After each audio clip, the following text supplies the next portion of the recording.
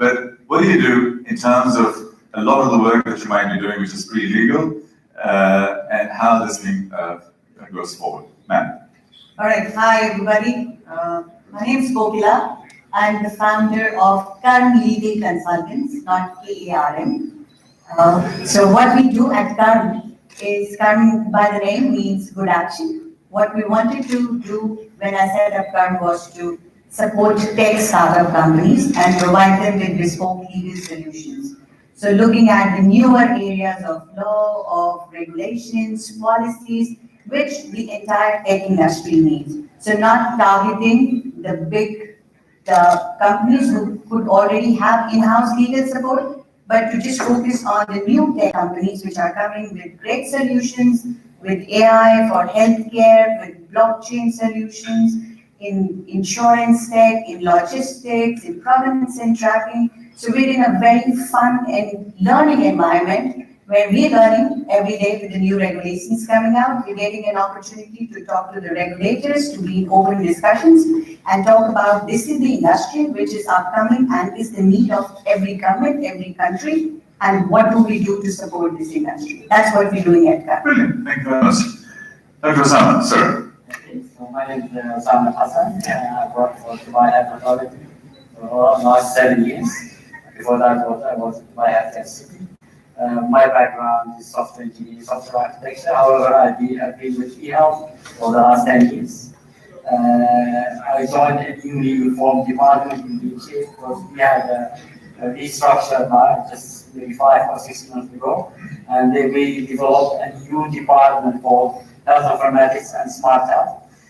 The mandate of this department is to develop a regulatory framework for digital healthcare solutions, starting from electronic medical records down to mobile apps, IoT devices that will be part of patient journey or whatever. So we are trying to fill in a gap in the market. So we want to regulate, but not over-regulate what's happening today. Talking about AI, talking about connected care solutions. So this is our space of. Okay. Can we have a little bit of musical chairs, please? Like musical chairs? We'll have musical chairs. Please, if you could come here. Could you please go there? You're okay here, John. Jonathan, if you can go there. Dr. Osama, if you please come here. Because otherwise everybody there is getting confused because nobody looks like anything there. And I'm sorry you are stuck under me, so I'll have to wear a kandura to cover my head, otherwise we won't have any hair. Anyway, so thank you, Dr. Sam. I know Dr. Sam for many, many years, and he's doing some amazing work, and I think part of the digital identity environment also that we're looking at as medical, as you know, just as subjects for that is actually quite critical, and there's a lot of good work being done at NYH. Jonathan. Hi everybody, my name is Jonathan Konevsky. I'm a plastic and reconstructive surgeon by training. My interest in artificial intelligence is through my company called Imagia. At Imagia, we're focused on building AI healthcare solutions for industry, hospitals, and universities. Specifically, we focus on the imaging side of healthcare. We've built multiple different unique solutions for pharmaceutical and medical device companies in helping them either find the right treatment for a patient at the right time based on medical imaging, for example, such as a virtual biopsy. Today, it's very difficult to do repeat biopsies for patients, for example, in lung cancer. So one of the applications of our technology is to identify the genetics of a tumor based on an image, which can then guide the patient and change the journey of the patient care. We also partner with hospitals, clinics, and universities to help them organize their data so AI can be used in a way that will provide new insights so it can be searchable and then commercialize those opportunities so everybody involved can benefit. As you've heard before, one of the major problems in AI healthcare is that data is siloed. What that means is there's pockets of interesting data, but they're just locked away in individual universities, individual clinics. So by federating or democratizing that data, which is our approach, we create a system where everybody benefits from the AI and the tools that we built. Thank you, Jonathan. Dr. Vasant. Hi, my name is Issam Mahbub. I'm a respiratory physician by practice. And I used to lead the DHA, the Health Authority Innovation Team for the last 2 years. Thank you. So, in my usual way, I'm going to start with something very, very controversial, with your permission. Am I allowed to be controversial? Okay. A doctor friend of mine, a very senior doctor, he said that when he went to university, he heard a story from his professor from Vienna. And the story was that the tap is open and the flow is a puddle of water, just lots and lots of water. And the average doctor is doing this, is cleaning it up. You are cleaning up this. This is all you guys do. Here's the medicine, here's this bit and bit. You're just cleaning up the whole thing. What Dr. Simpson was saying to me was, forget all of that. Turn the tap off. Proactive medicine versus reactive medicine. Everything I'm hearing, not here, but generally I hear around us, is reactive medicine. How can we fix this? How can we stop that? How can we sort this thing out? And it's all curative. What do we need to do to turn the tap off? Okay, like you are looking at startups. What are you doing to turn the tap off? So at the preventive level, rather than the curative level. I remember the time you heard this story, the use of AI in healthcare maybe was limited. Now this is the time when AI and other technologies help healthcare sector to go down to the diagnostic level, to look at why is this there? So when we've collected the data over the years, when we've looked at and studied at it, we're now at a position where not only the technology, the regulators, the medicine practitioners and different stakeholders are ready to use it. So we're now at a step where the medicine is not looking at just at preventive, but we're actually going down to the curative way. That's why you have even alternate medicines doing extremely well at this point. No, but the point is, why curative? Why not preventive? Why not just close the tap? In other words, I faced the Pepsi guy yesterday because they're killing kids through obesity, through sugar, diabetes, and so on. It's the third highest incidence of diabetes in this country, right? 2/3 of the people are type 2 diabetes right now. Okay? So why don't we just switch off sugar? Why don't we just switch off sugar rather than fix things? Because sugar is not the enemy here. It's how you consume the sugar is what we are tackling. Balance. So we're talking about now educating every consumer. These colas, when they came out, if you take an example of Pepsi, when they came out, there was a specific requirement.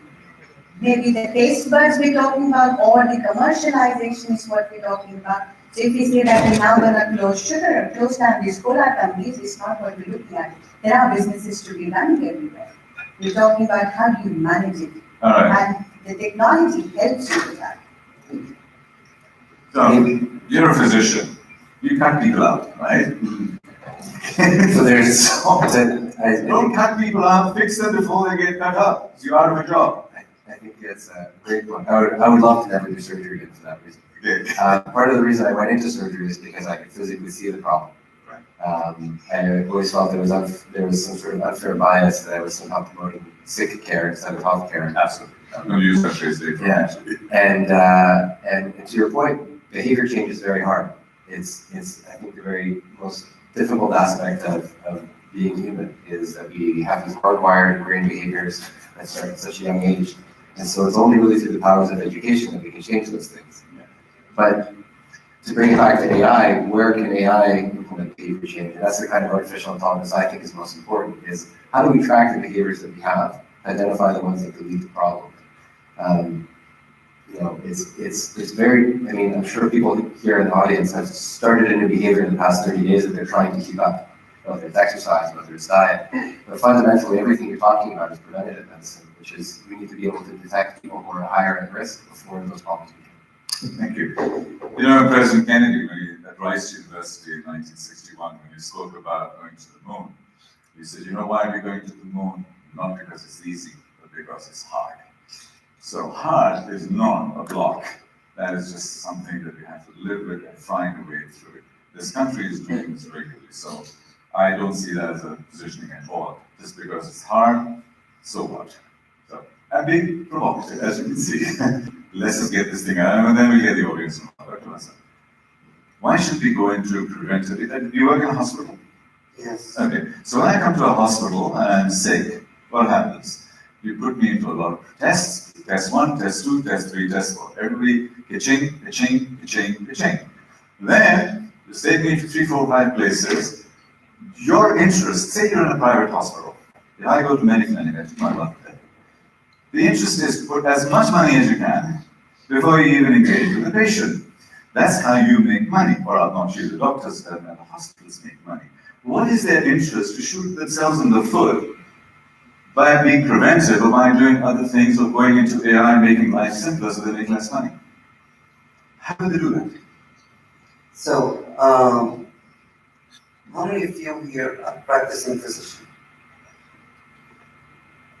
Seeing patient recently? We are all patients, sir. No, I know all of us, see, I know all of us are patients, okay? But they're not patients. So, the point is, it's very easy to come in an event like this and to talk about AI and to talk about using technology and talking about preventive. It's in fact, it's very sexy whenever you say AI, everybody will think that you're smart and you're talking about. But the truth of the matter is,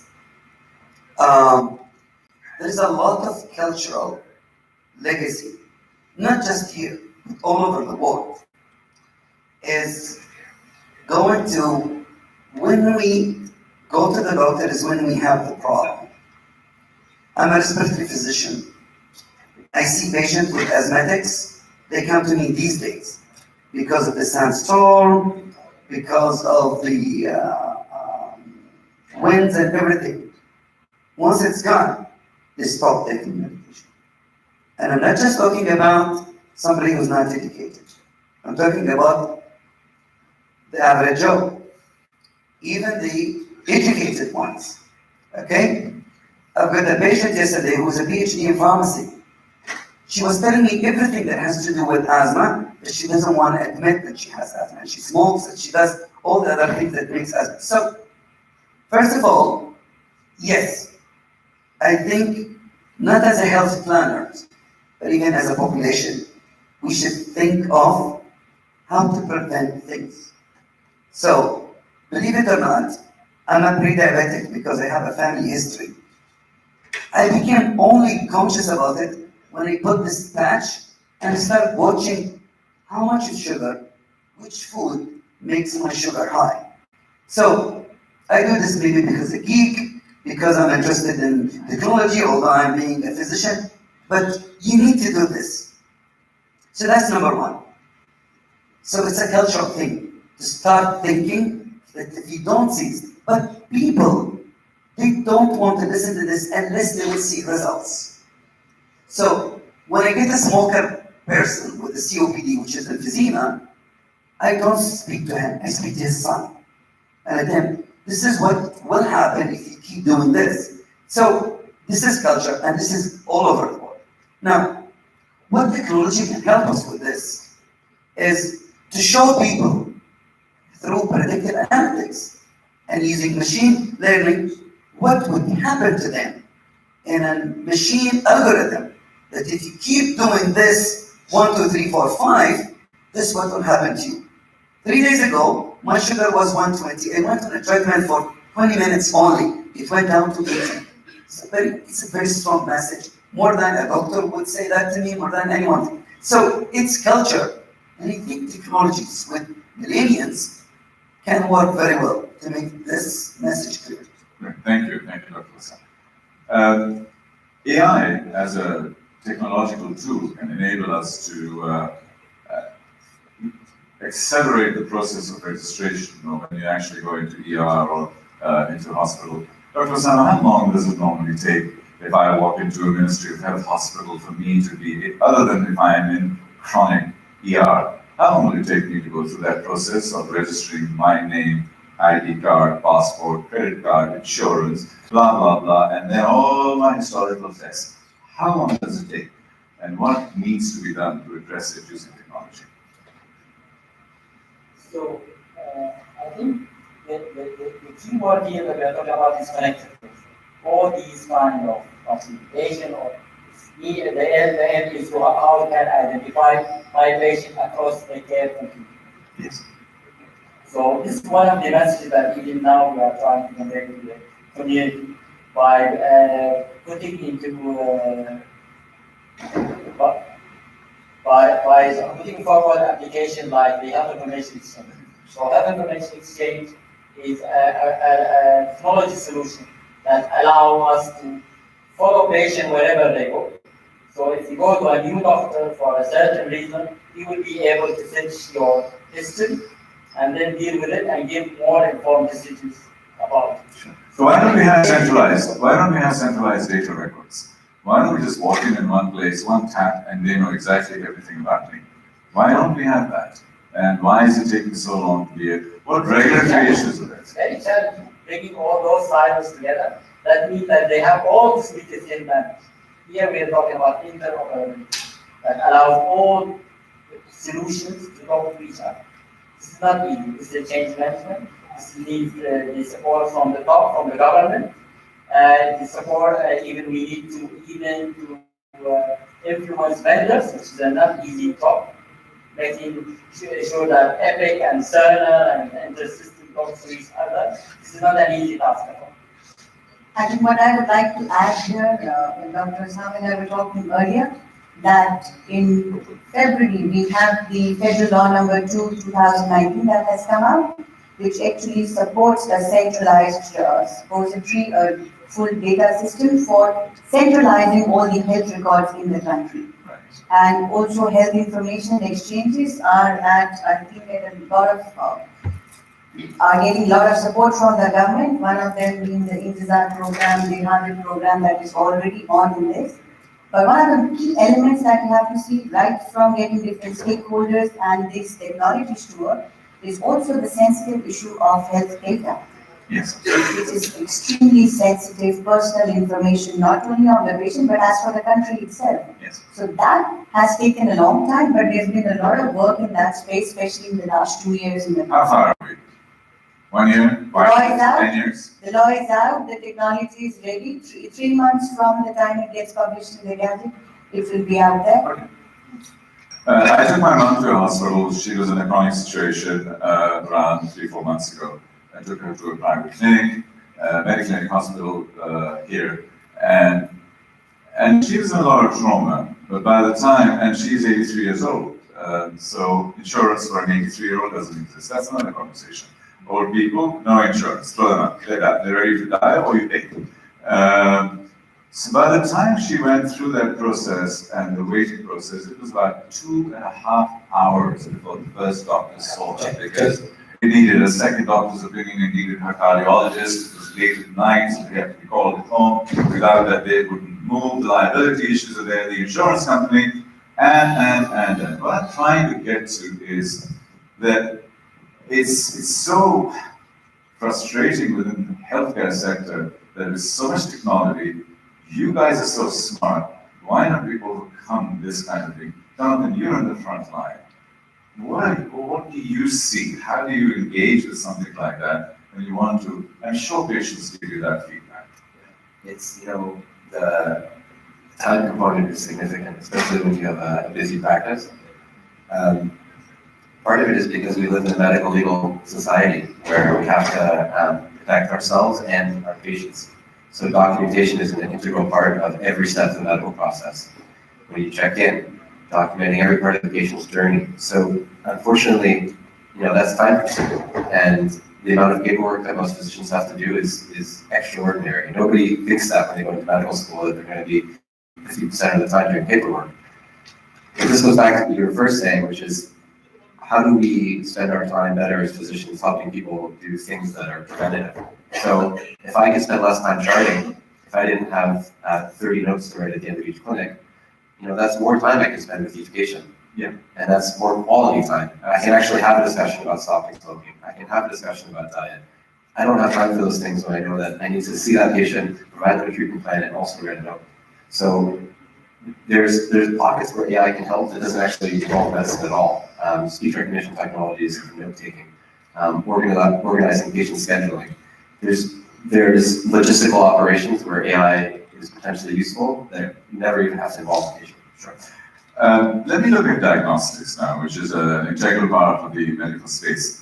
IBM Watson and various other technology tools that are now available, they enable us to do a lot of good diagnostics. So today the doctor is here and the average nurse is here in terms of importance, learning and so on. Over the next 5 to 10 years, it's going to actually start changing. Because the doctor or the caregiver will become the key person, because 70, 80% of the diagnostics will be done far better from a machine. So an AI machine in our back pocket or a computer with us is going to be our asset. And you as a doctor will then start becoming more empathetic, more connected, more giving care, spending time being a doctor, not a diagnostician, because all of that goes away. This is, to me, the fundamental shift. The doctors will become caregivers again, as opposed to paper pushers, as opposed to diagnosticians. Any thoughts, Dr. Vasant? So, I would refrain from saying these kind of problems to the medical society. Okay. Okay, so it might be fine for you to say it here. But I'm not a doctor, so I'm Yeah, I know. not applying to the society, so I can get away with it. no, but the thing is, we would like to call it an augmented intelligence. Yes. We would like to say that the caregiver, be it a physician or nurses, they are more at taking a better decision by using these technology. Correct. For 2 reasons. Number one, efficiency with time. We all used to be complaining and bitching around why do we have to type instead of writing in the files, but now this is working, it's much better and more efficient. So time-wise, will be more efficient. But again, dealing with the big data, a human mind will not be able to know, A, everything about the patient, B, everything about that disease, particularly when it comes to the genomics and all these things. So you need a computer with that. Sure. So, yes, but as my colleagues say, there's a lot of medical legal things. I mean, part of the challenges we are having now in regulating telemedicine is not about technology at all. Sure. It's about the legal part. Well, yeah, so that 100% agree. I was reading in the medical journal. I do read stuff. I may not look like the people that do read things. Reading the medical journal, and there was a very interesting study in there where they said that in the year 1950 or 1960,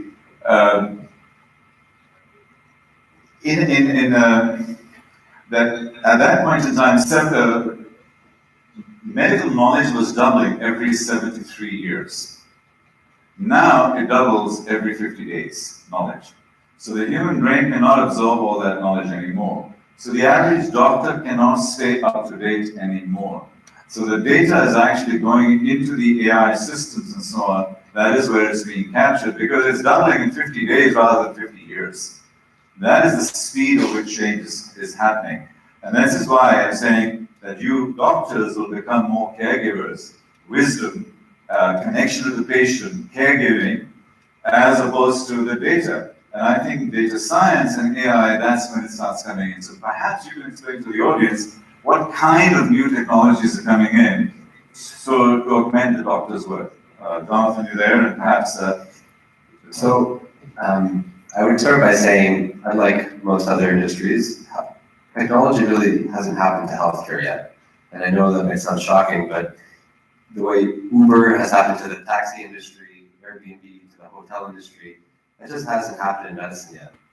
If you took a doctor from the 80s or 90s and put them in a hospital today, more or less be able to figure things out and get the systems running. Like the fundamental structure of the way healthcare is administered hasn't changed.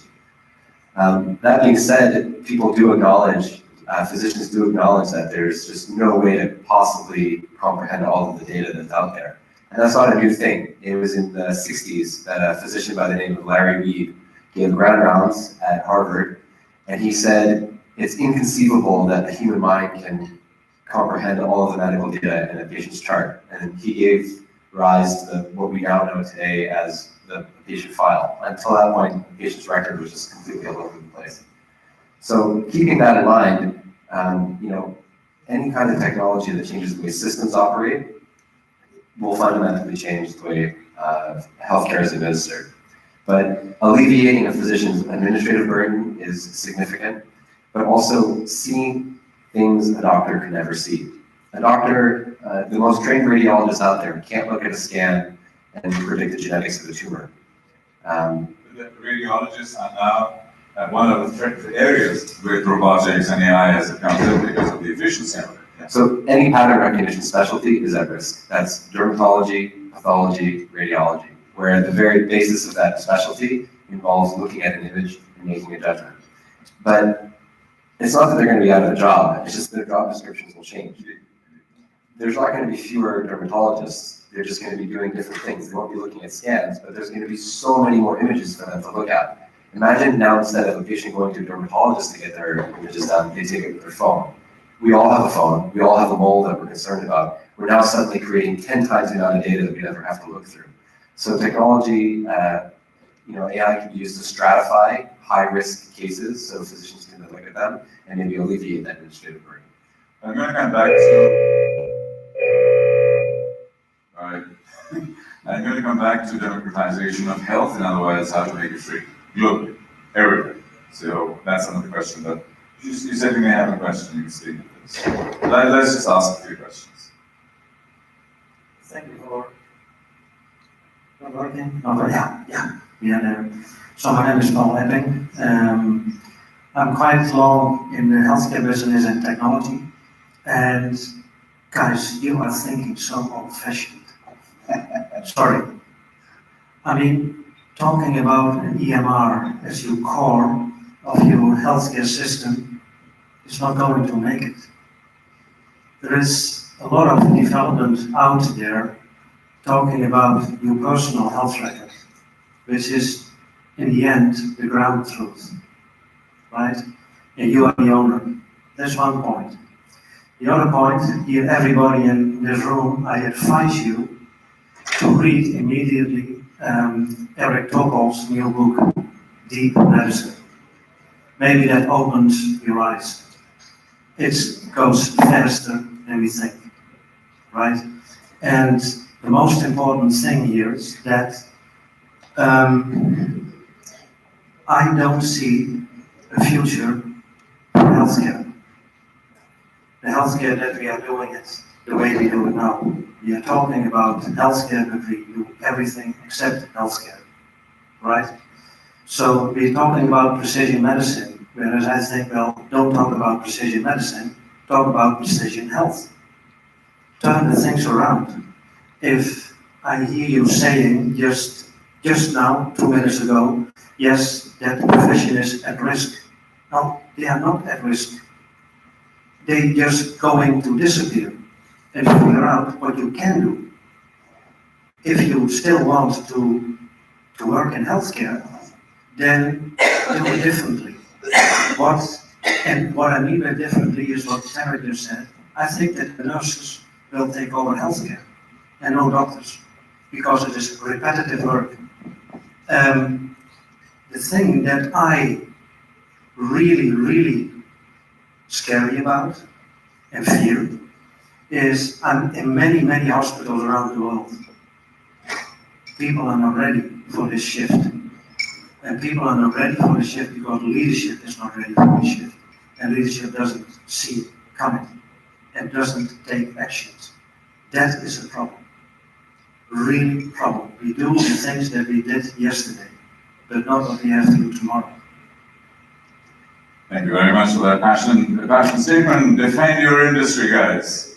You'll be trashed. Go for it. Jonathan. Can I just add from my legal industry? Yeah, are you going to defend yourself or trash them? Of course, I'm a Okay. lawyer.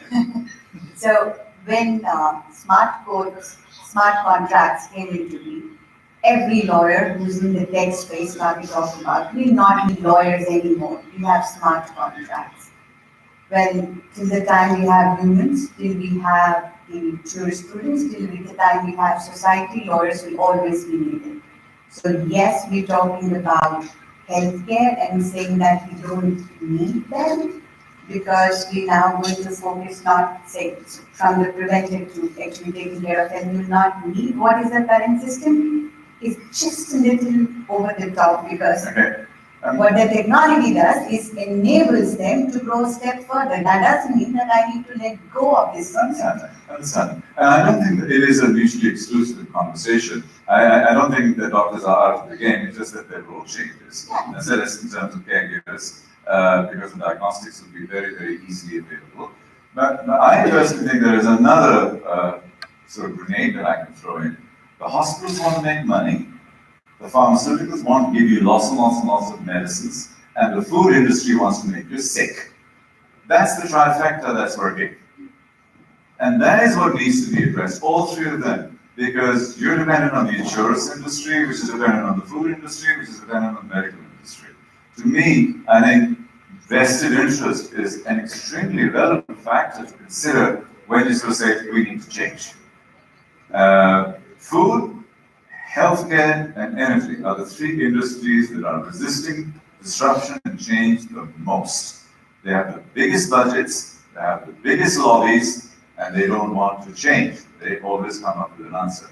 So really the question is, the change will come into the end, right? The question, Dr. Hassan and the three medical professionals that are there, is how do we completely revolutionize using technology, using AI and so on, and have a completely different perspective, wear a different lens in front of our eyes to be able to look at healthcare. Short term, you're okay, but medium to long term, say 5 to 15 year period. Anyway, couple of remarks and then we close. So the simple, well, not the simple, it's a very complicated answer, but whenever you see big lobbies of professionals, like in the States, the more likely you will get resistance for them to change. It's a well-known fact. But I think technology is coming, whether we like it or not. It's coming in our life, so it will come into the way that we live our lives, so it will be also affecting the way that we practice medicine. I think we need to have another breed of physician who understand technology very well and who can leverage it to the best way that they can deliver care. The problem with the healthcare, it has its own legacy. And part of this legacy is, part of it is lobbying, but also part of it is the medico-legal part of it. So if the AI gives me a wrong diagnosis, if it gives me a wrong algorithms of something that what happened with my son when they took it to India. So this is where we have a lot of problems with it. And if you read Lancet and if you read the New England Journal of Medicine, which are the leading journals for us, they're talking about points like this. So I would just leave it vague. All right, sounds good. So we close with a final comment, 30-second hit. What keeps you up at night? What scares the hell out of you? Each one. So now working in this space, we're seeing the way technology is developing, not just in the healthcare, but overall all sectors. And seeing where the regulations are, that scares me.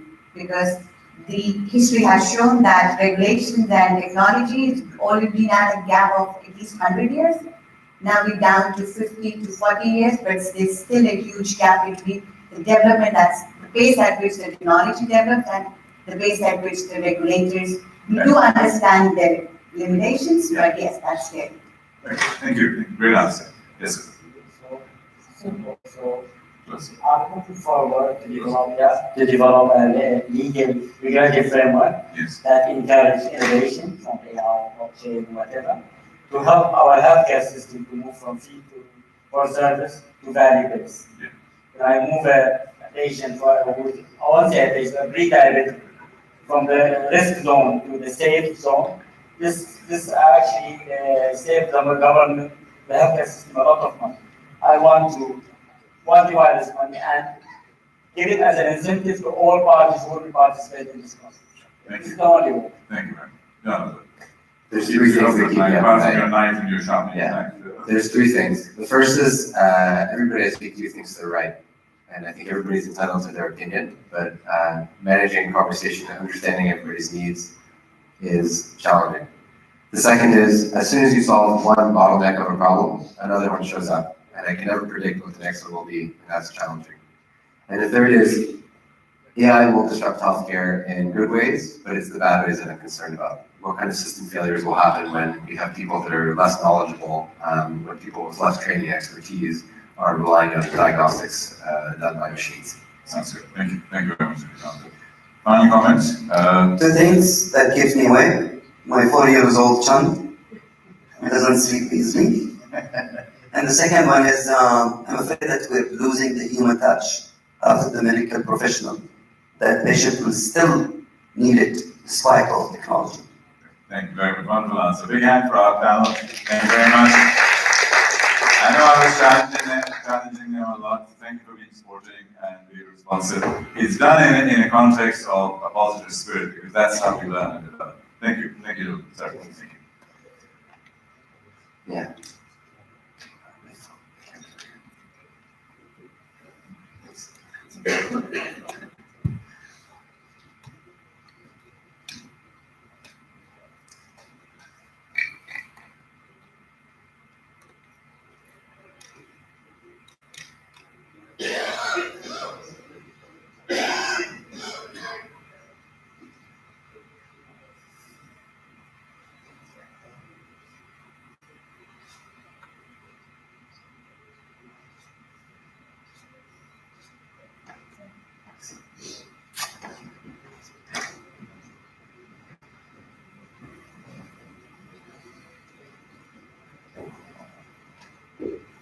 Thank you very much, panelists. Next up is a keynote presentation by Dr. Satyam Priyadarshi, Chief Data Scientist from Halliburton. Dr. Satyam will be talking about artificial intelligence, the influence, impact, and impediments in today's era. Please help me welcome Dr. Satyam on stage. Good afternoon.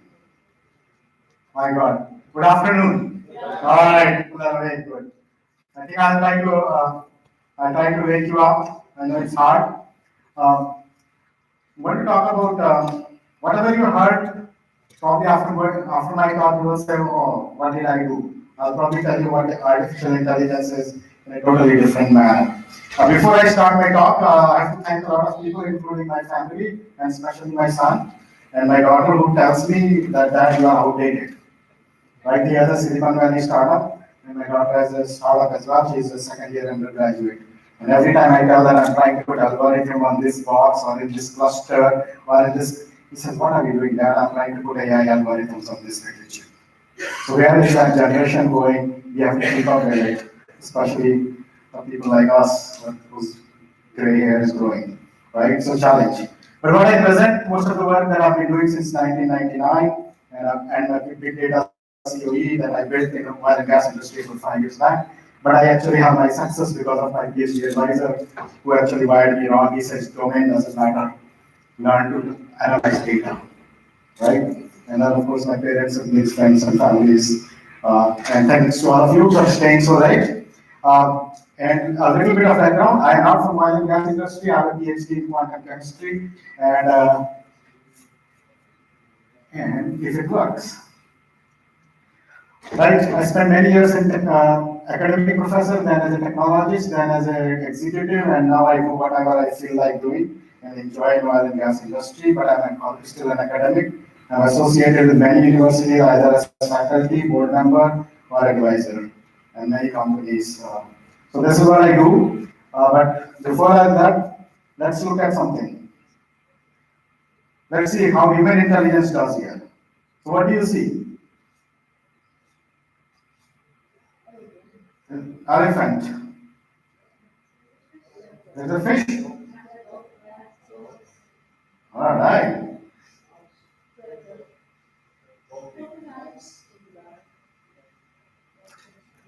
So, turtle. Right. You see, that's all data for me. It's all data. It's all white and black pixels. Right? So how many total animals?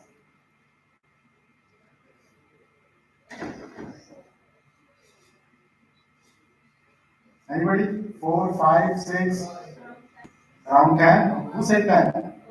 12. Oh my God. Anybody who can count 12 besides 1? 11. Oh. You see, this is how we have to look at data. You have to look at data and see what it is. Here is the answer, anyway. So you can see which ones you missed. Right? Yeah, see, everybody missed something. Because we are so clouded by looking at it, the elephant takes over our brain, saying that's the biggest thing, so let's look at it first place, right? But then we miss out the things. These are very important when you are doing pattern recognition, and especially in oil and gas, it's multi-billion-dollar problem, as I call it. Right? If seismic interpretation is wrong, everything can be different. But anyway, so what are the 3 things I want to talk about? The influence of AI in today's era, what's the impact, and what are the impediments? Those are the 3 things I want to talk about, not related to any topic, any industry, but in general, and then we'll connect it to some industries. But if you look at it, why are we talking about it? It's all about Industry 4.0. And according to me, this is the simplest way to look at Industry 4.0. It's about data-driven innovation, and eventually we have to actually learn to disrupt our own business, right? Whether it's healthcare, whether it's oil and gas industry, medical, digital marketing, whatever you want to call it, e-commerce. Having worked in many of those industries in the past, I can tell you every industry is ready for disruption. And especially healthcare discussion, I didn't want to talk, but precision medicine is not something that will take us anywhere. It's all a marketing buzz, right? So we can talk about more in details. So the next quiz for you. What do you see here?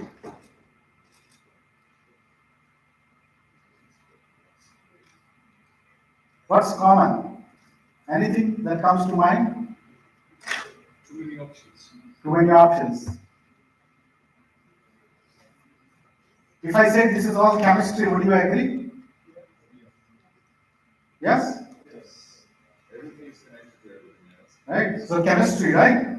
So when we make rules and regulations in chemistry, we make certain rules and regulations for clothing industry. We make certain rules and regulations for the medical industry or chemical industry, right? But when it comes to AI, everyone seems to want to build regulations for AI. Are we eating chemistry, drinking chemistry, wearing chemistry? We never talk about it.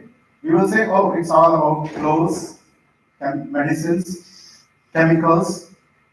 But somehow we have just come up with this term, AI is something magical, one big term, everything we can build. These are applications of AI, it's like chemistry applications, right? So if you do that, I can see we need digital technology here because it's blocking my signal. Right? So, in this similar way, we have AI.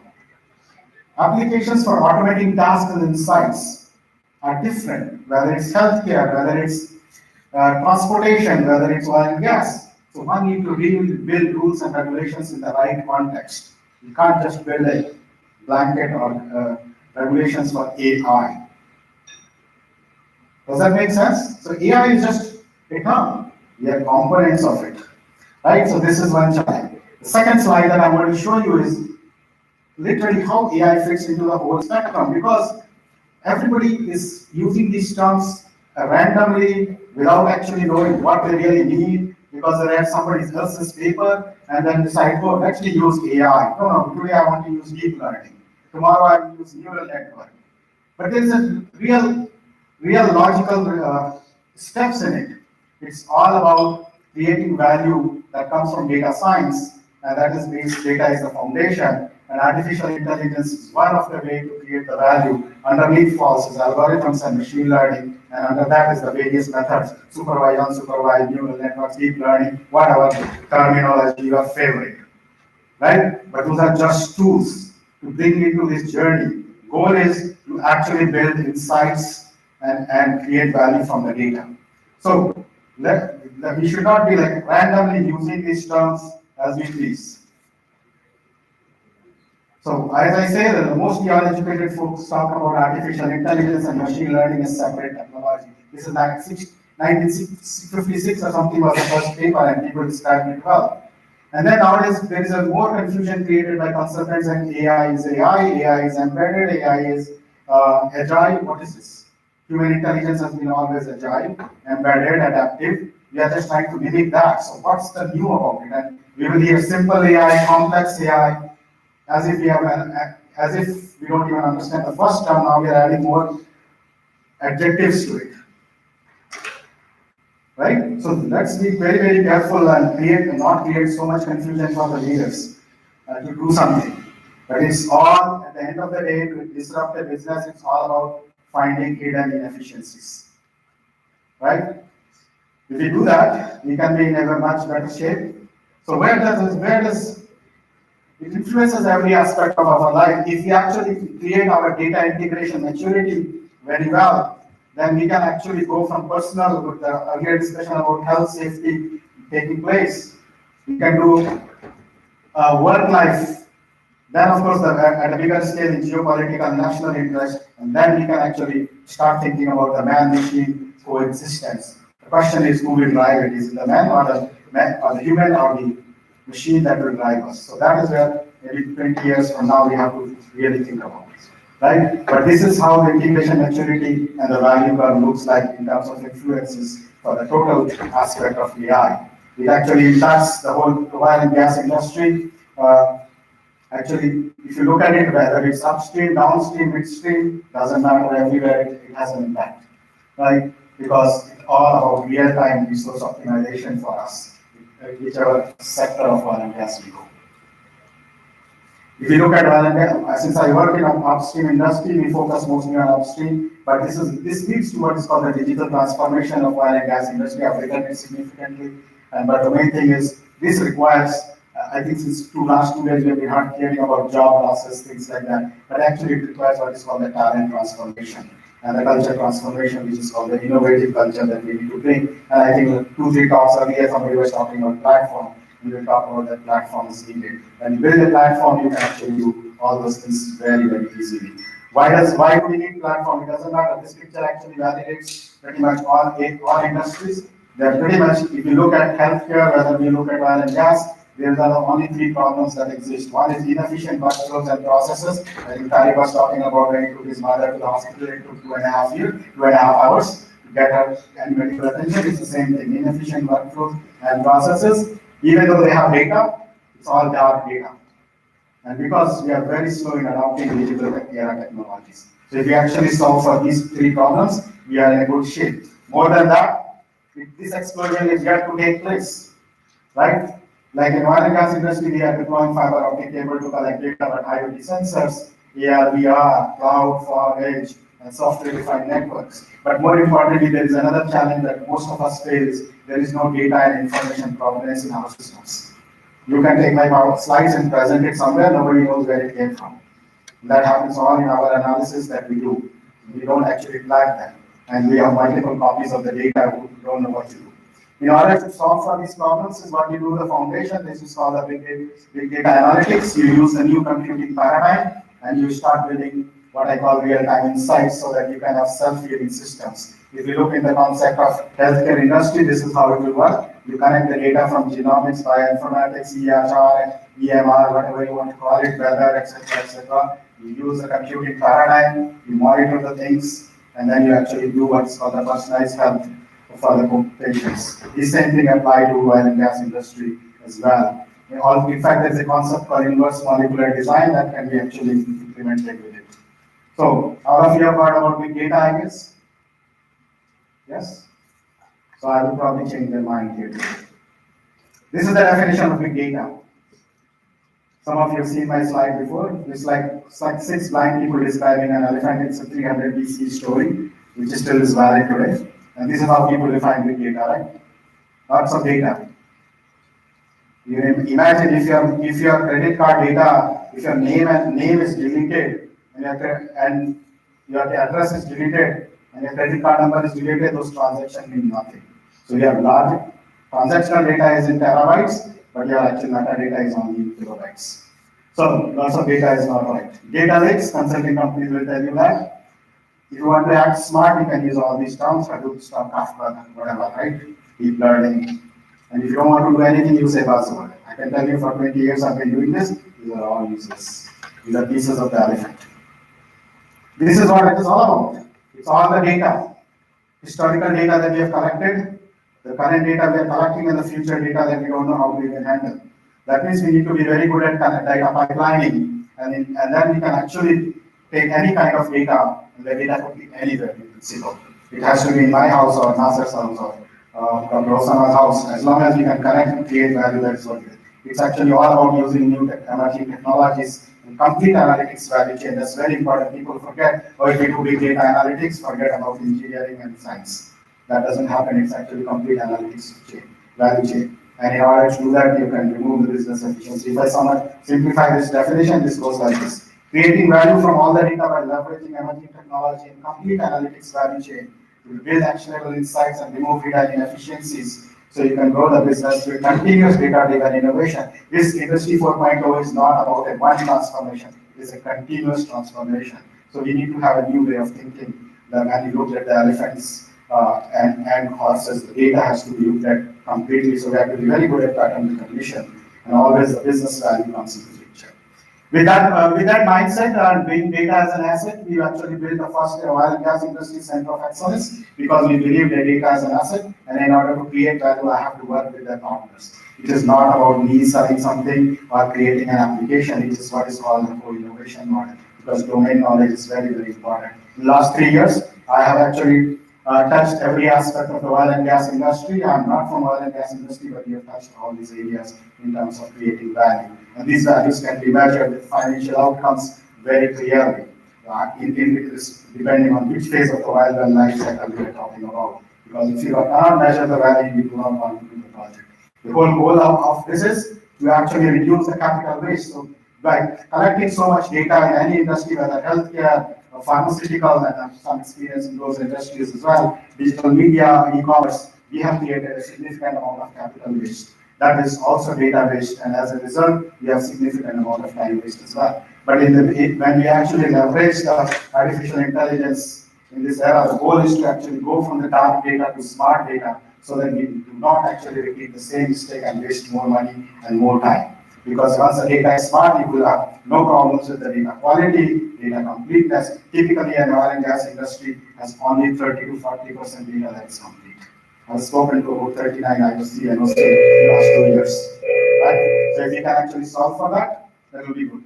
Just one more minute. Unstructured data can be mined, and this is an example that we actually did a project for Petro Vietnam, and this is the paper that we published, and it shows a 2% increase in NPT is actually about $200 million, and it would be completely detected from unstructured data, not even structured data. This is the project that we did with PDO1, my friend is sitting here, we will actually talk about it in the next session, but we can actually predict failure of equipment a few days in advance. In order to do those kind of things, we have to build a platform which we call Open Earth Community, which is what we call a transformational aspect. So right now, earlier somebody was talking about building a platform. What we have taken is actually our software, put it outside in open access. People can build applications, and that reduces the way the industry will change, not the company will change. And with that, there are a lot of partners in it. This is not something our product, but it's an open Earth community, and so many companies can actually innovate on it. But main thing is, when I call last slide, impediments of creating value from AI is actually lame. That is leadership. I think somebody was talking earlier that leadership doesn't get it, and I think after I would tell you 10 years of experience, I still see that. Second is the advisors who will come and tell you that sell technology, not solutions. That is another big problem. Of course, there are a lot of stakeholders for data sits in cultural data silos and cultural silos even today. Right? Data democratization is very important, and then every day a new technology comes up. How do we actually create? If we have to actually move, then we have to start thinking of these things. Right? Think of dark to smart data, think of talent transformation, be technology agnostic. data monetization, emerging technologies, and co-innovation. With that, I'll stop here. Okay. All right. And a lot of these things are published, so you can actually look at them. And I'll stop here. Thank you very much, Dr. Satyam.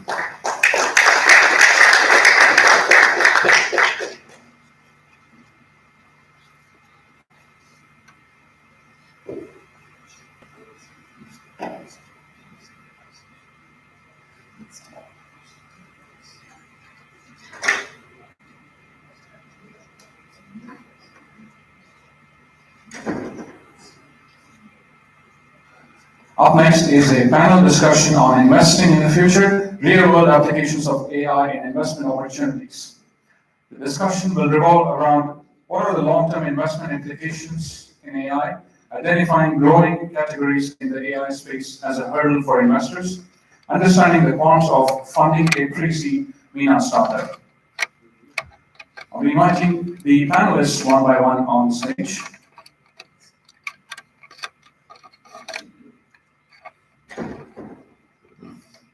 Starting with Sachin Oni, partner Zero AI from India.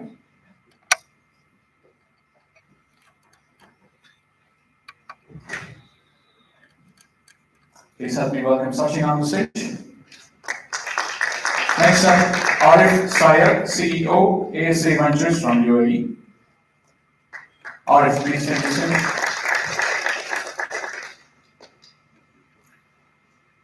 Ali Nessa, CEO, Centurion & Co. from UAE.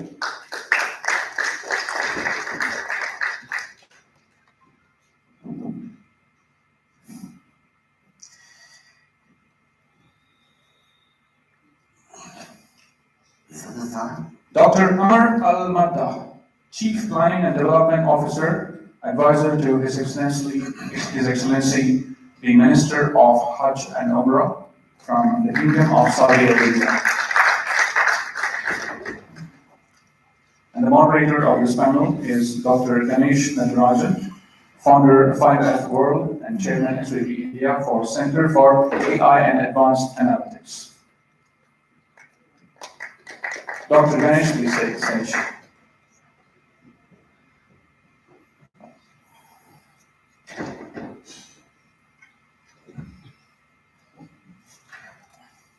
Well, good afternoon. So I think you saved the best for the last, and we had a very interesting pre-panel discussion, and I think you'll find some amazing ideas coming through, and so stay engaged with us. What we do in this panel, I think you've heard the discussion or heard the points that we discussed. I just want to add a couple of things to that. One is, of course, most of us, I specifically, and I know my neighbor here, are investors in the AI and digital space. And very often, you find it almost difficult because everybody in their startup proposals will have some AI built into them.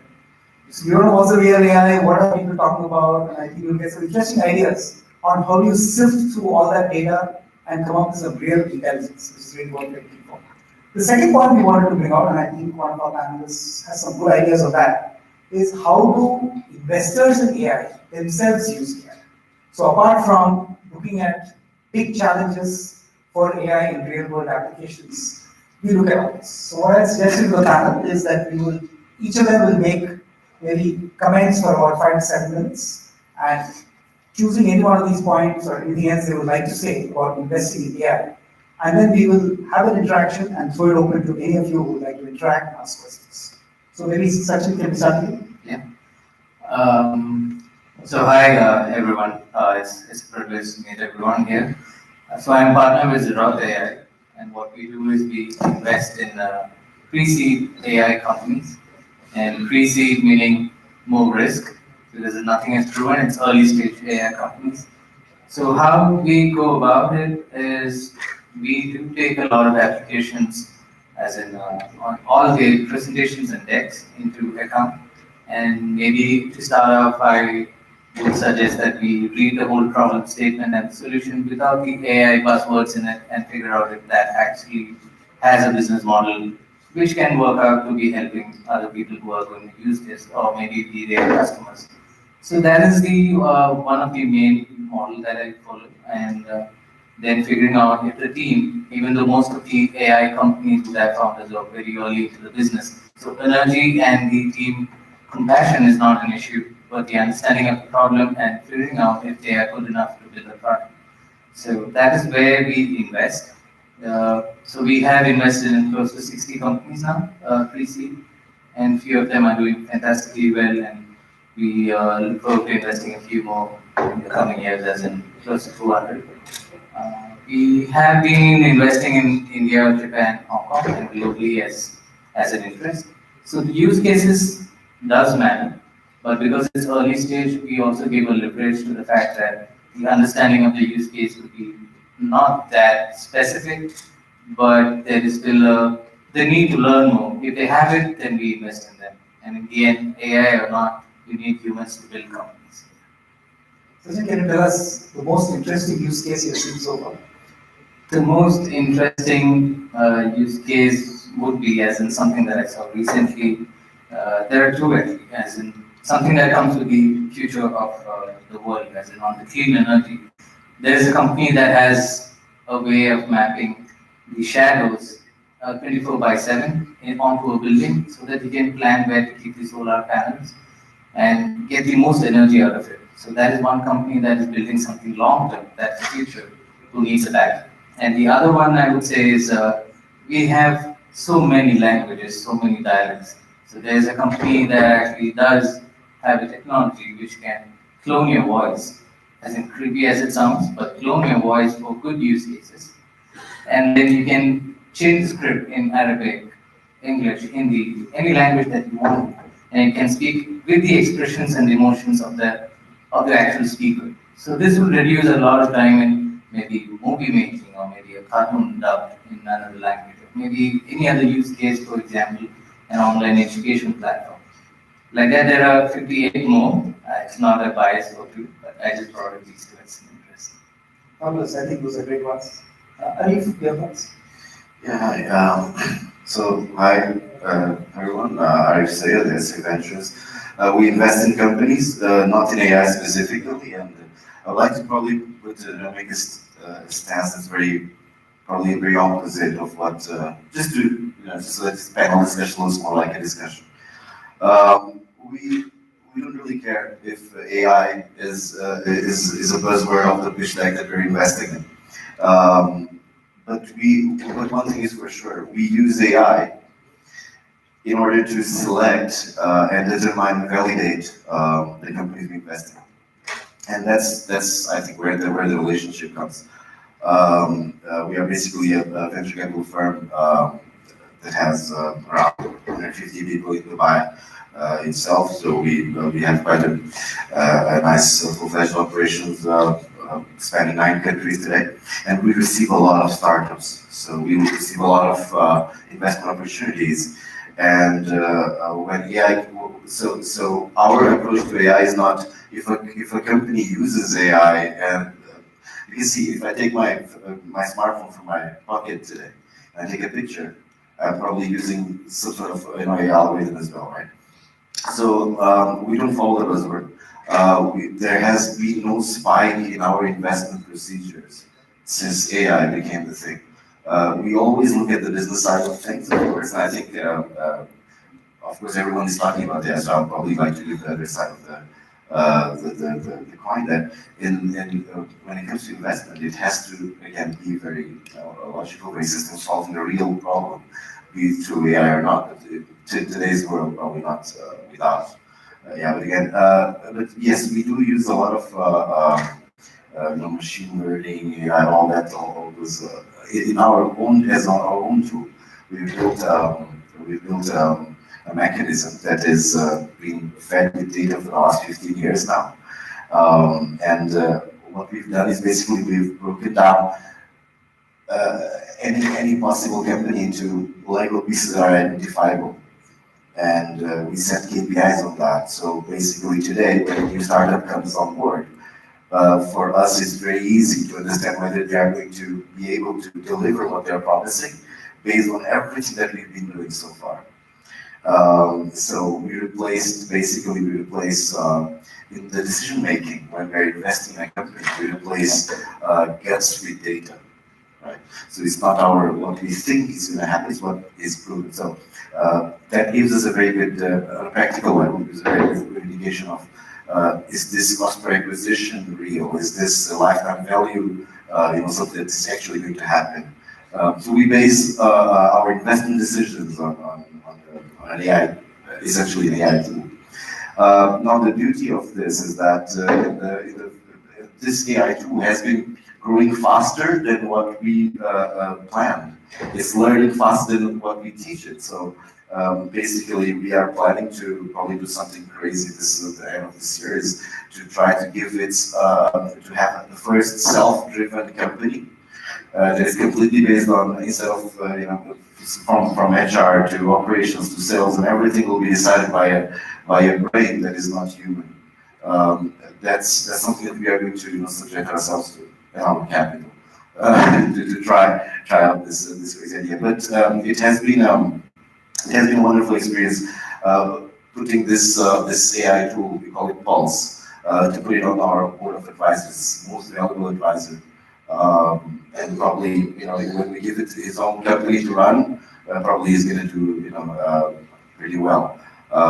So the only thing that I would still, if you look at it from the AI perspective, the real AI and the narrow AI and all of those technical buzzwords, if you look at what we are doing, probably we lack proactiveness in the approach. So our AI mechanism doesn't go out and scout for companies or startups that we should be investing in, which is the case of, for example, a Stockholm-based venture capital firm that does that.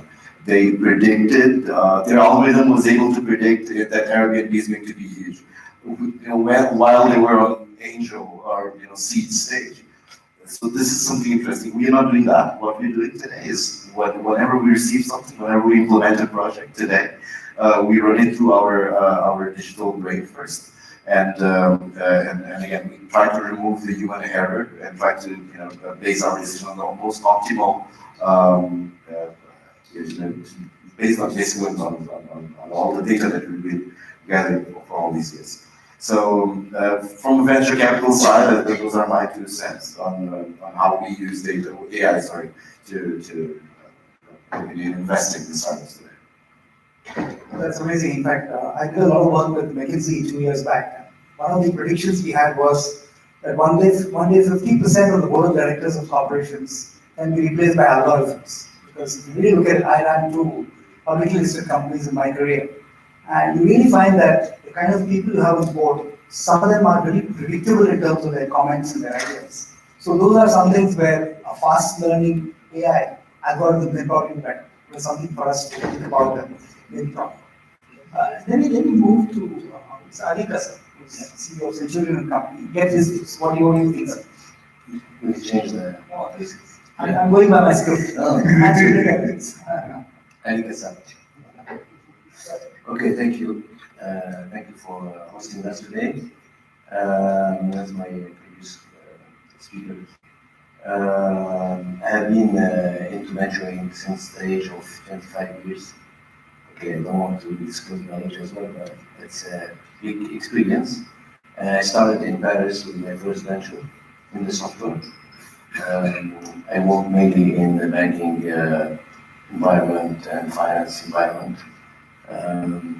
The fintech, which we call it today a fintech industry. Then I have been always venturing startups in the region, in the Middle East region, and exiting them at a very high performance, bringing them from basically no revenue to multi-millions. Some of them went up to a couple of billions in dirham in UAE. In several industries, either digital telecom or payment solution for government. Some of them you use it every day today, like those payment machines that you can find everywhere today have been built by us, by our companies and our engineers.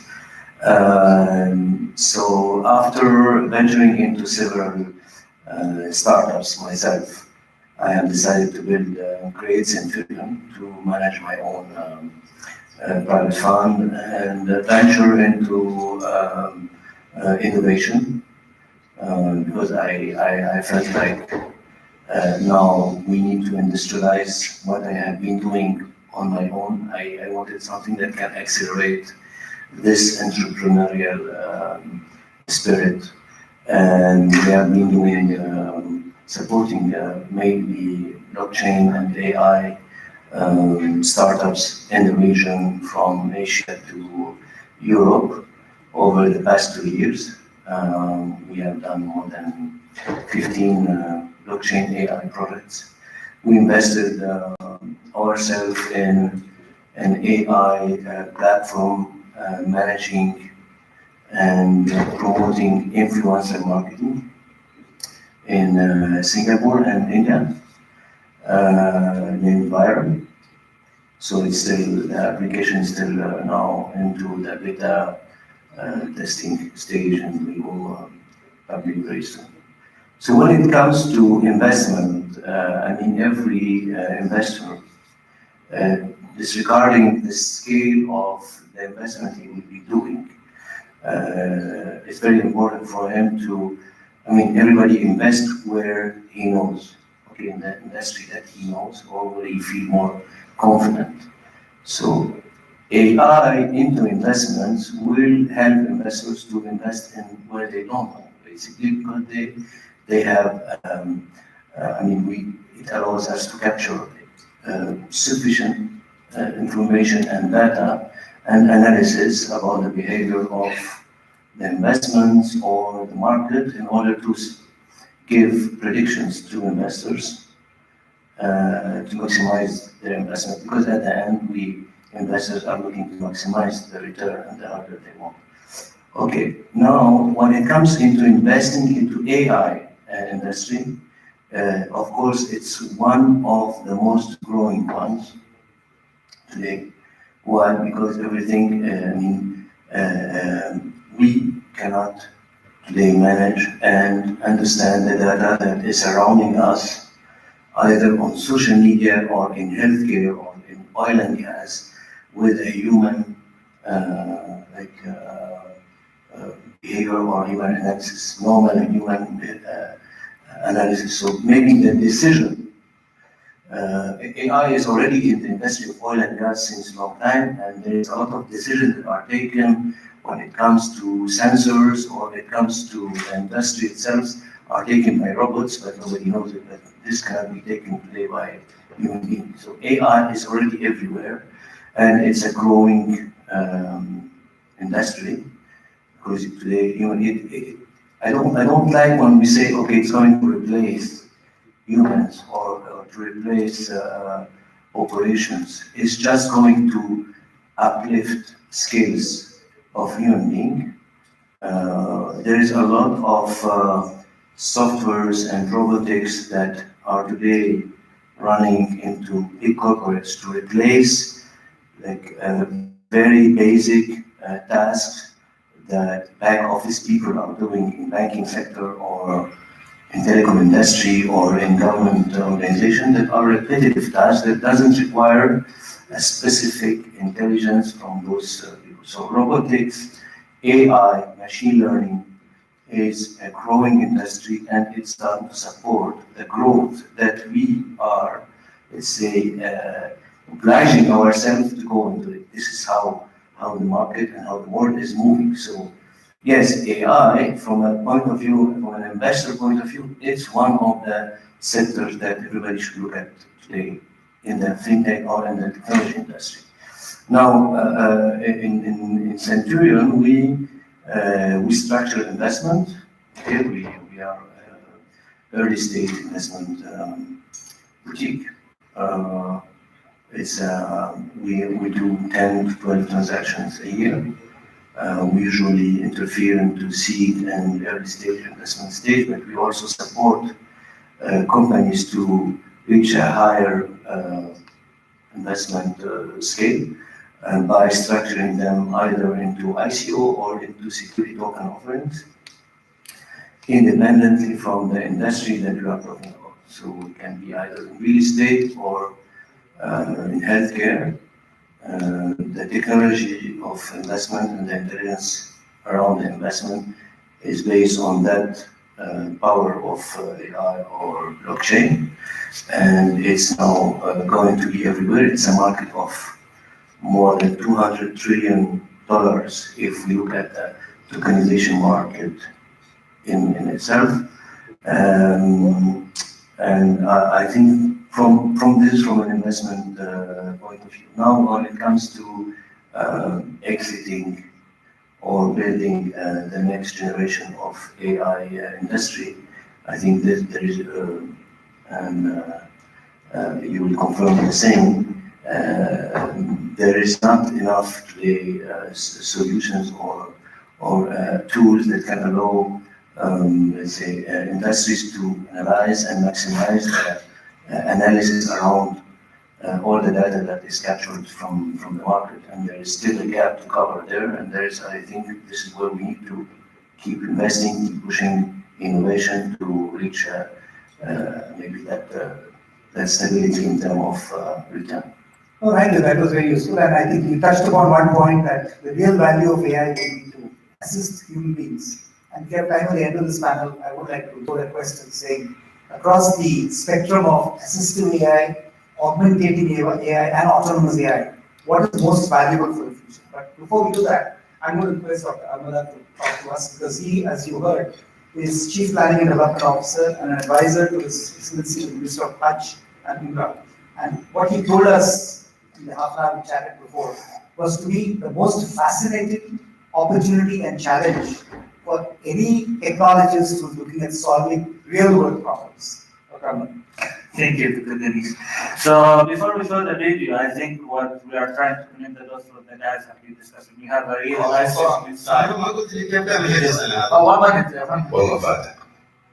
That was the video. We continue. With Shiva. Okay, start it. Okay, I'll continue then. So we have been having a discussion, actually, a session inside before the session, since we have this delay. The guys here were discussing about how to invest in AI, actually. But what we are discussing and not speaking about, since we are in the Ministry of Hajj and Umrah, we have one of the most unique environments in the world. We have like the grand prize talent for the AI, actually. Since we have almost 3 million people coming in 10 kilometers, 10 square kilometers from all around the world, from 80 different countries, speaking like hundreds of languages and dialects. So how can you deal in serving all of these people with all of their background and all of their culture and education wise and financial background? So how to invest in the technology to serve all of these people? So we have discussion, we have meeting, we have contract with several companies, but when they come to the real world, it's quite complex, it's quite challenging. Not as you explain, it's like, oh, I have this kind of AI technology that will save the world, it will save everything. For us, we are discussing usually not the best technology, but best for you. So when we are discussing about investing in AI and taking AI to real life application, for us, it has 3 factors that should be considered. First, the technology. The technology should be able to support what you need. Second, the research, the client or the person you are going to serve with this technology. So if you don't do the behavior study for the client you are serving with this technology, you might find the technology that doesn't suit them. We discussed actually a real life example we faced last year, pilot phase for one of the projects. Third thing is the financial sustainability for this solution.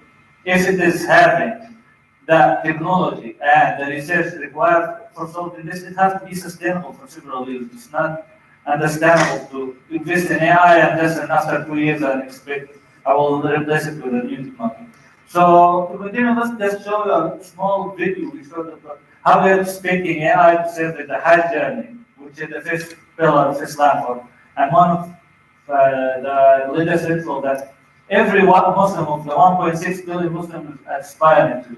So let's show our ministry vision of how we are going. سلطان ما قلت لي كيف تعمل هيك السنه هذه؟ والله فاتك. سهلها شيء عجيب ما شاء الله تبارك الله. هذا كله بعد ما سجلنا في التطبيق. وصلني طول العمر صندوق في بطانتي وسوار الحال اللي بيكون معي طول رحلتي. لا وشرت بعد سماعة إذن تعطيني المعلومات اللي احتاجها وين ما كنت طوال الحج.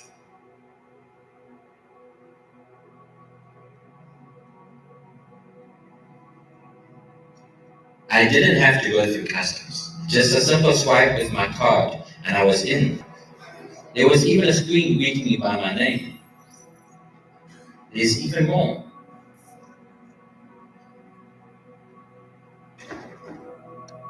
मैं उसी card से हरमैन की hi tech train में बैठा जिसने हमें 10 मिनटों में मकाम कर्मा पहुंचा दिया और उसके बाद मैंने उसी कार्ड से अपने होटल के कमरे का दरवाजा भी खोला। इसके अलावा मुझे अपने बैग्स भी फौरन से मिल गए और मुझे होटल में चेक इन करने की जरूरत भी नहीं पड़ी और ये तो सिर्फ शुरुआत थी।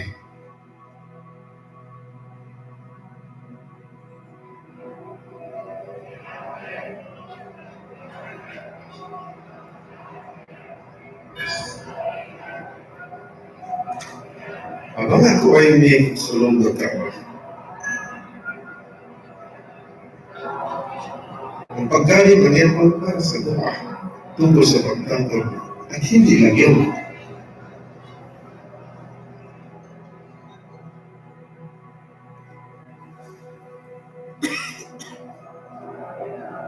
وكان تليفوني هو وحتى ملي كنت ساعي خالي الصور بأني منين كنوصل الدار كيخصني نجري وفي نفس الوقت خصني نقول دعاء خصني نقول أنا الساعي. طبعا الست لازم تخضني عليها وضاعت في وسط الزحمة.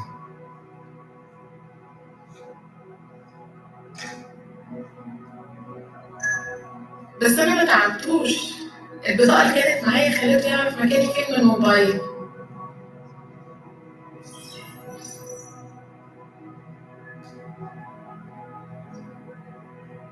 اللغة وانت تلبي أما المساعد بنرجع عشان عندي شيء يلبي مش كلبي يلبي أما بقولي تاني بقول.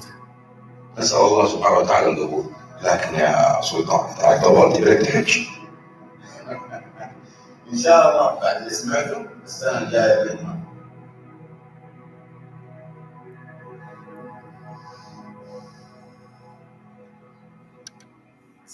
So this video kind of summarize how AI can actually help humanity. Like what we have been discussing actually inside the previous session, like AI should help humanity, AI should help people. AI should help people from all different categories. What we see right now in many startups that AI is focused on more into the intellectual people, into the people who are more tech savvy. But what we need is the next generation of AI, that AI is applicable in the real world. So in this high environment, with this kind of challenge, with this kind of people coming from all around the world, people that are still living in the jungle, people are coming still from small villages that maybe haven't seen cars or airplanes yet, this is what their first trip. For us, we believe that this is once in a lifetime experience, it should be special. And it should be treated by us as so. So we are trying to bring AI to enhance their experience, to make AI like the reason they will remember their journey. So for us, we need partners, we need companies, we need AI to be part of this solution, but it should be done, as I mentioned before, in a way that it is sustainable, with human behavior or consumer behavior having that in mind, and with a technology that is feasible nowadays. Like there are many situations that cannot support 30 million people in 10 kilometers square. So we have to consider all of these three aspects. That's what we are doing in the ministry, and that's what we are looking for partners, for people who are aspiring to do real life challenge. This is, I think, if you can work in this kind of cluttered and challenging environment, you'll be able to work any place in the world. So if anyone interested, we are always more than welcome to have people with willing to go to this challenge. That was an amazing story, I think, imagine, because I think this is one of the biggest opportunities and challenges. So we all talk about real-time use cases, applications, etc. I think it's an absolutely fantastic thing. I'm going to throw it over to the audience now. Anybody would like to make a comment or a question on what has been discussed so far? Anything that comes to your mind? Because we're talking about investing in AI, we're talking about real application of AI. You spent 2 days listening. Any thoughts or any questions? Yes, sir. Can we have mic to do we have mic?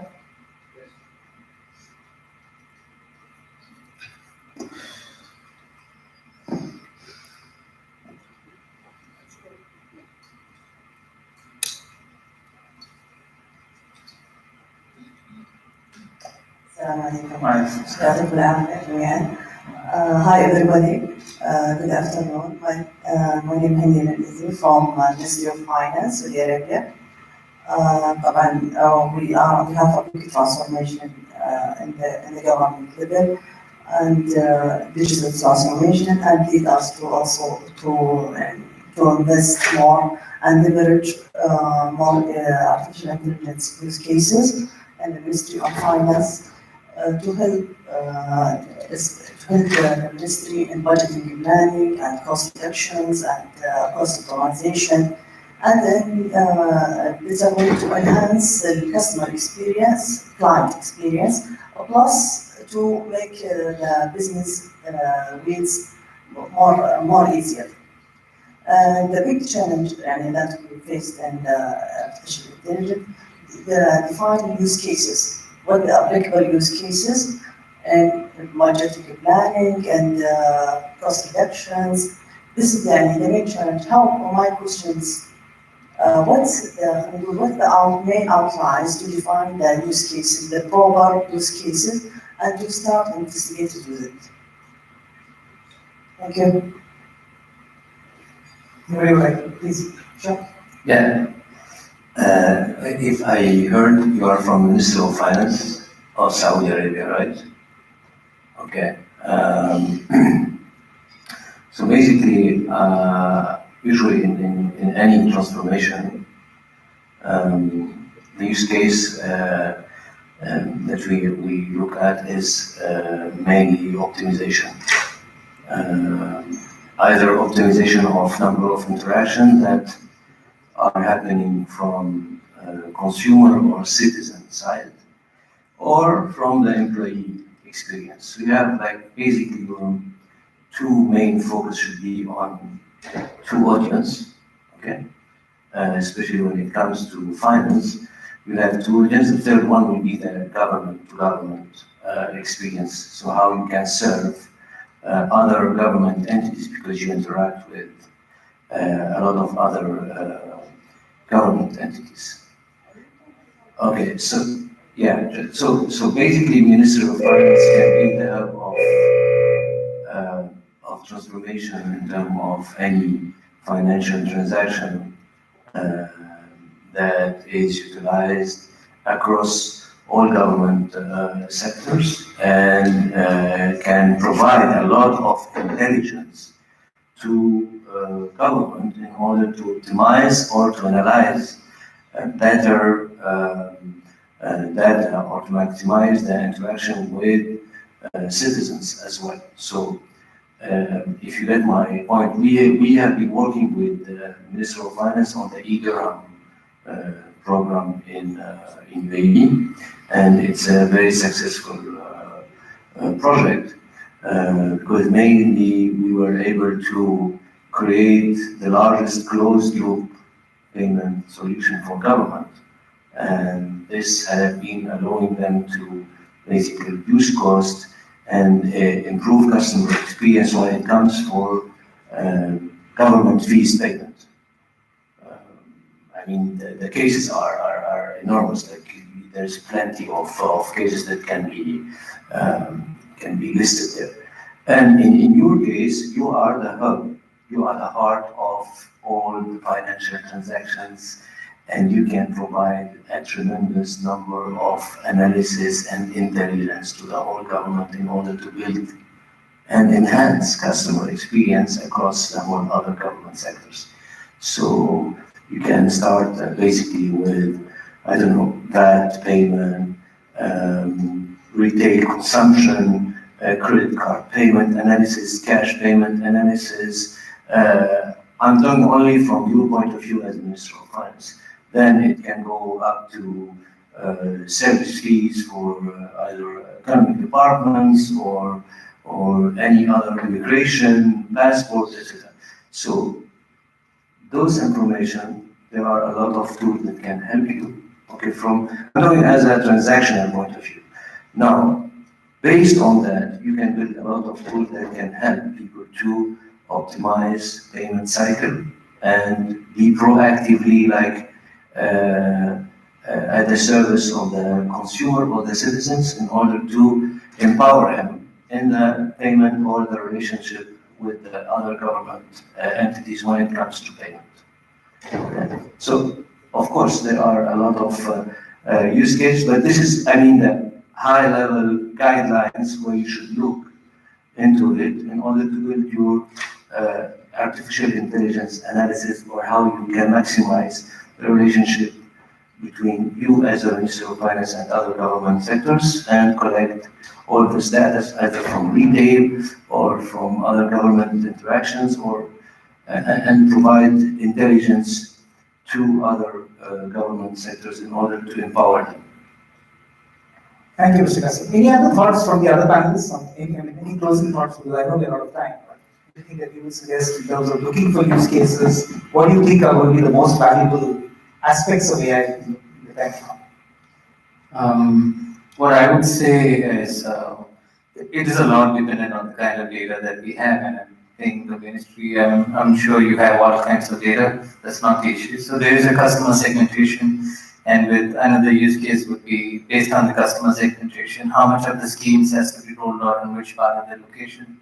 You know, geotagging based on the expense versus income that's happening at a particular coordinate, or maybe to even figure out what are the risk management that you need to figure out in a certain kind of department in the government, so that the more money that is being put in needing to solve a particular issue, the right amount of money could solve it. So that finding, or maybe that particular use case could be trivial to the system. I think that we could go deep dive, but that will be longer. I don't have anything to add, especially after so much has been discussed. If you want to take. I think it's like more of you looking for a use case, it's more about case sensitive when you're speaking about AI. Of course, if you're speaking about the finance sector, we might have several successful models, but in a different country to country, what might be successful for Hong Kong or Singapore might not be successful for Saudi Arabia, because the consumer is different, the behavior of the system is different. So I think AI is more sensitive. This is what we have been discussing actually prior to the session. It's like every case has to be studied from the aspect that is that can make it more sustainable and understand the current system. Many of the failure reason of startups in the AI field is just they don't consider different environment and different situation in their country and the country because they want to expand. So what might be successful in one place might not be successful in another. So even if there is a successful model, I might not think it will be 100% successful for the Minister of Finance. It has to be tweaked a bit at least. So a research when applying AI is a must. You never take an AI model and say it does not succeed in Dubai, it will succeed in Riyadh, for example. That's what I believe. No, I think that's a great point to in this panel, because I think at the end of the day, it's